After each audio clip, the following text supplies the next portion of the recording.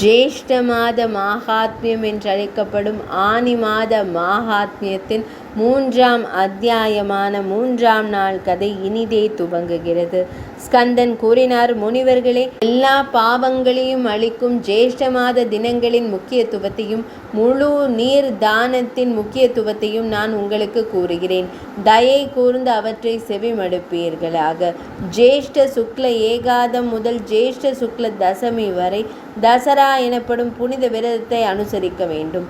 தினமும் கங்கையின் புனித நீரில் நீராட வேண்டும். எந்த புனித தலங்களும் இல்லாத நிலையில் கிடைக்கும் எந்த நீரும் கங்கை நீருக்கு சமம் என்று கூறப்படுகிறது.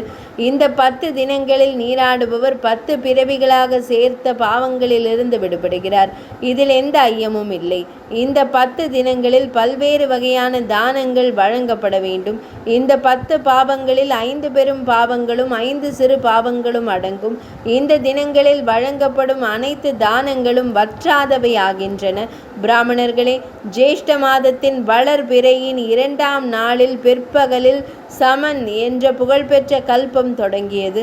திதியை நாளில் அந்த கல்பத்தில் சமன் என்று பெயரிடப்பட்ட இந்த நாளில் விஷ்ணு பகவானுக்கு நீராடுதல், தானம், சாதம் மற்றும் பிராமணர்களுக்கு உணவளித்தல் போன்ற சடங்குகளை பக்தியுடனும் நம்பிக்கையுடனும் செய்பவர்கள் கோடிக்கணக்கான மடங்கு அதிக பலன்களை பெறுகிறார்கள். மேலும் ஜேஷ்ட சுக்ல திருதியை அன்று பஞ்சாக்னி சாதகம் என்ற விரதம் தொடங்குகிறது. பஞ்சாக்னி சாதக விரதத்தை அனுசரிப்பதால் ஒருவர் எல்லா பாவங்களிலிருந்தும் விடுபட்டு பிரகாசத்தில் சூரியனைப் போல ஆகிறார் என்பதில் ஐயமில்லை. இந்த திருதியை அன்று குறிப்பாக ரம்பா விரதத்தை அனுசரிக்க வேண்டும். ரம்பா திருதியை நாளான திருதியை தினத்தில் ரம்பா தேவியை குறித்து அப்சரஸை குறித்து விரதம் அனுசரிக்க வேண்டும். திருமணமான வைதவியம் நிறைந்த அனைத்து பெண்களும் நல்ல அதிர்ஷ்டத்திற்காக இந்த விரதத்தை அனுசரிக்க வேண்டும். பிராமணரே, முயற்சி செய்யுங்கள். இந்த திருதியை திதியன்று வாமன கல்பம் தொடங்குகிறது. அதாவது திருதியை திதியன்று தயிர் மற்றும் அரிசி தானம் செய்வதால் வாமன பெருமான் மகிழ்கிறார். இந்த நாளில் வைதவியம் நிறைந்தவர்களுடன் சாதம், தர்ப்பணம் மற்றும் பிராமணர்களுக்கு உணவளித்தல் ஆகியவற்றை செய்ய வேண்டும். சுக்ல சதுர்த்தி அன்று கபில ரிஷியின் புனித ஆசிரமத்தில் உள்ள குளத்திலிருந்து 4 கரங்கள் கொண்ட விநாயகர் தோன்றினார். எனவே சதுர்த்தி அன்று உணவு உட்கொள்ள வேண்டாம், அனைவரும் கொண்டாட வேண்டும். கணேசரின் கம்பீரம்.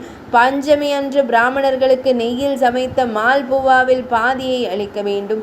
முன்னதாக இந்த சுக்ல சதுர்த்தி அன்று சதிதேவி உமாதேவி தோன்றியதால் நல்ல அதிர்ஷ்டத்திற்காக பெண்கள் இந்த சதுர்த்தி அன்று பல்வேறு சடங்குகளுடன் அன்னை உமாதேவியாரை வழிபட்டு கீதன் ருத்யாவில் பாதி உற்சவம் செய்ய வேண்டும். குழந்தை பாக்கியம் வேண்டுமென்றால் சுக்ல சஷ்டி திதியன்று பெண்கள் உமாதேவியான அன்னை பார்வதி தேவியை தண்ணீர், ஆடைகள், மலர்கள், நறுமண பொருள்கள் மற்றும் பாதி ஹோமம் செய்து வழிபட வேண்டும்.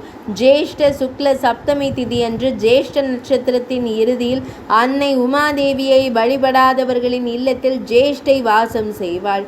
இதில் சமத்துவம் இல்லை. எனவே வறுமையில் வாடுபவர்கள் சப்தமி திதியன்று அன்னை உமாதேவியாரையும் தசமி திதியன்று விபாவஸ் கங்கையையும் வழிபட வேண்டும். இதன் காரணமாக தசமி அன்று புனித கங்கை விண்ணிலிருந்து இறங்கவில்லை. எனவே அந்த 3 தினங்களான தசமி அன்று ஏகாதசி விரதமானது சாத்தியமாகும் என்று கூறப்படுகிறது. ஏகாதசி, துவாதசி விரதம் எல்லா பாவங்களையும் அளிக்கும். இந்த விரதம் திரையோதசி முதல் பௌர்ணமி வரை நீர் அருந்தாமல் கடைபிடிக்கப்படுகிறது.